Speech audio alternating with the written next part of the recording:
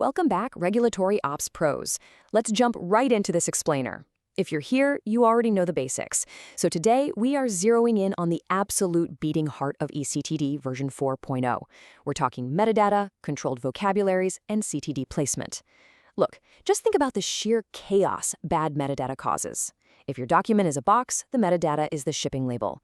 If that label is smudged, written in the wrong language, or just straight up missing, your package is getting lost. And in our world, that means a rejected submission. So today, we're mapping the journey of a document through the incredibly strict, unbending rules of version 4.0. Here is our roadmap. We've got 5 practical milestones to hit today. Number 1, defining eCTD v4.0 metadata. 2, submission and document metadata. 3, using controlled vocabularies. 4, mastering CTD placement. And finally, number 5, fixing common metadata defects. All right, kicking things off with milestone 1, defining eCTD version 4.0 metadata.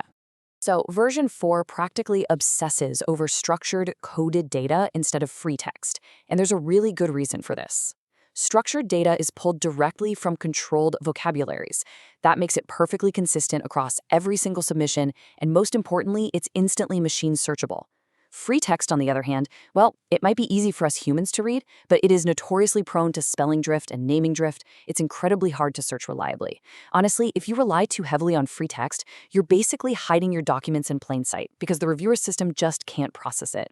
That brings us to our golden rule: one product, one description. Whether it's a biological license application, its responses, variations, or annual reports, your product has got to be described identically, every single time. If you start mixing up naming conventions or identifiers, the agency system won't see a single coherent history. It just sees this mess of fragmented, orphan records. Getting this right isn't just luck. It takes some serious organizational discipline. Moving right along to milestone 2, submission and document metadata. Let's break down the specific descriptors assigned to the document itself. Think of document metadata as the file's personal ID card. It describes the file entirely independent of where it's going to be placed. This identity actually travels with the file. It includes the document type, which is almost always a controlled value, a consistently named descriptive title, a coded language value, and a version or revision number to track its lifecycle. Remember, you're assigning this identity to the document itself, not to the spot where it'll eventually sit in the regulatory structure. Next up, we have keywords. Keywords are an absolute game changer. They act as the ultimate filtering tool, adding that vital layer of description that a generic CTD heading just cannot provide on its own. Imagine having a bunch of related items all lumped under the exact same heading. Without keywords, all that repeated content just blurs into a confusing mess. Keywords let reviewers filter with pinpoint precision, and they're usually attached right at the context of use. Oh, and circling back to our earlier rule, always select controlled values for these keywords wherever they exist. Okay, let's look at milestone number 3, using controlled vocabularies.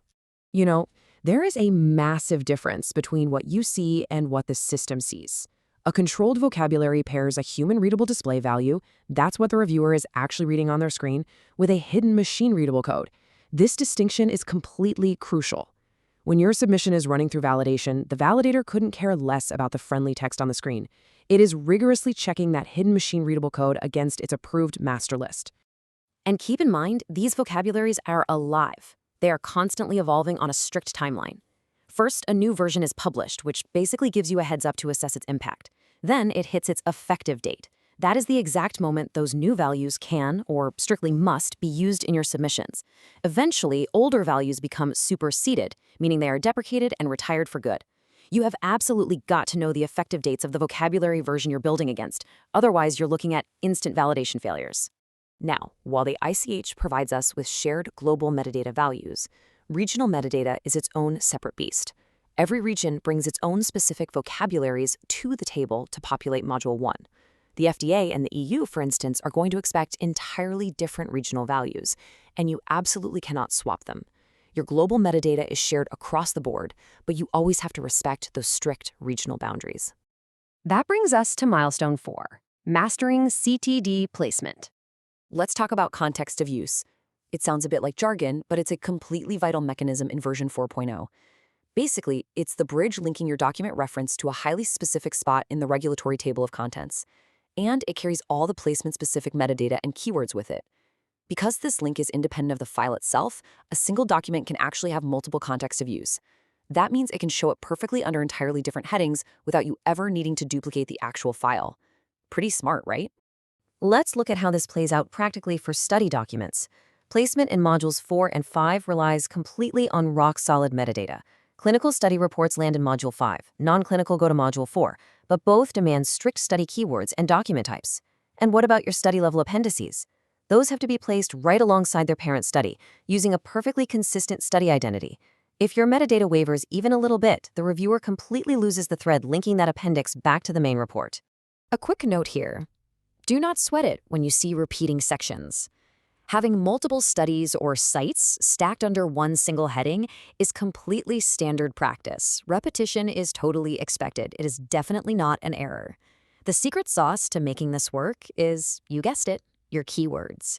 As long as you're assigning distinct, controlled keywords to every single item under that heading, they stay totally distinguishable and easily filterable for the reviewer. And finally, milestone 5, fixing common metadata defects.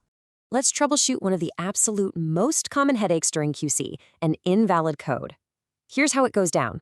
Step 1, a coded value is assigned. Step 2, the validator checks it against the current controlled vocabulary. Step 3, a finding gets raised because, oops, no matching entry exists. Why does this happen? Usually it's because someone tried to hand type a value instead of picking it from a dropdown, or maybe a bad import came in from a legacy system. Step 4 is the fix, and it's simple. Go back and reselect the exact correct value directly from the active vocabulary list. Never, ever try to just type your way out of a validation error. Another massive trap is reusing old content that was built against a superseded vocabulary. The display value might look totally fine and familiar to you, but the hidden machine code is retired. It's basically a traffic light system. Use a current replacement code, you get a green pass. Use a recently deprecated code, you get an amber warning, which is your cue to migrate soon. But if you use a long retired value, that is a hard red error. You have to fix that immediately by migrating to the current replacement values. I really can't overstate the stakes here. Incorrect CTD placement misleads both the reviewer and the system. If you drop a file under the wrong heading, they literally can't find it. And fixing it later, because version 4 is so rigorous, making a correction means you have to create a brand new, corrected context of use. That leaves a permanent, highly visible audit trail. Trust me, you want to get this right on the first try. So, I'll leave you with this question to chew on today. If your documents were audited right this very second, would their metadata tell a single perfectly coded story, or would it reveal a chaotic, fragmented history? Good metadata governance isn't some nice-to-have luxury. It is the absolute bedrock of a successful submission. Go take a hard look at the vocabularies you're using today and apply these principles to your very next submission. Thanks for joining me on this explainer.